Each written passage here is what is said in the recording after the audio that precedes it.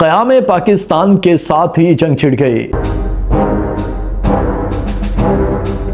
دنیا میں ایسے ممالک کی تعداد بہت کم ہے جو اپنے قیام کے فوری بعد ہی بیرونی حملوں کا شکار ہو گئے۔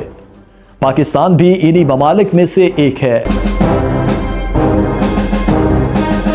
قیام پاکستان کو ابھی 2 ماہ ہی گزرے تھے کہ بھارت نے کشمیر پر حملہ کر کے پاکستان کو ایک انچاہی جنگ میں دھکیل دیا۔ قصہ کچھ یوں ہے کہ کشمیر بھی ان 560 سے زائد ہندوستانی ریاستوں کا حصہ تھا جنہیں آزادی کے بعد پاکستان یا بھارت میں سے کسی ایک ملک میں شامل ہونا تھا۔ کشمیر کی سرحد چونکہ پاکستان سے ملتی تھی اور وہاں مسلمان اکثریت میں تھے، اس لیے کشمیر کا پاکستان سے الحاق فطری بات تھی۔ لیکن کشمیر کے مہاراجہ ہری سنگھ نے بھارت سے ساز باز شروع کر کے کشمیر میں پاکستان کی حمایت کرنے والے مسلمانوں کا قتل عام شروع کر دیا۔ کشمیریوں نے راجہ کے ارادے کو بھانپ کر اس کے خلاف بغاوت کر دی۔ پاکستان سے بھی ہزاروں قبائلی اپنے کشمیری بھائیوں کی مدد کے لیے پہنچ گئے۔ کشمیریوں اور قبائلیوں کا مشترکہ لشکر سری نگر پہنچا تو مہاراجہ ہری سنگھ دہلی فرار ہو گیا، جہاں اس نے کشمیر کا بھارت سے الحاق کرنے کی دستاویز پر دستخط کر دیے۔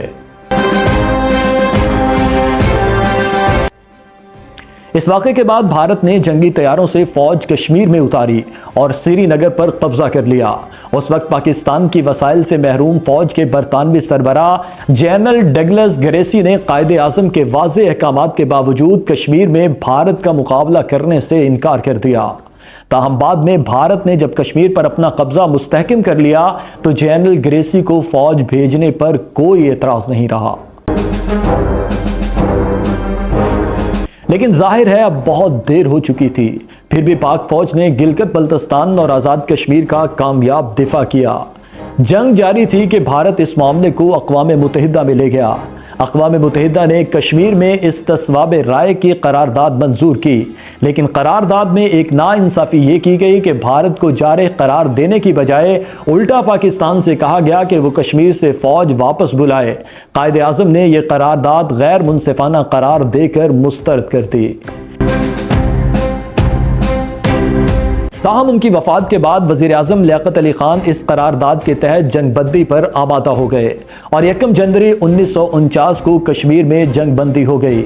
ابھی ایک نو آزاد ریاست جو بے سر و سامانی کا شکار تھی، حالت جنگ میں تھی کہ اس پر ایک اور سانحہ ٹوٹ پڑا۔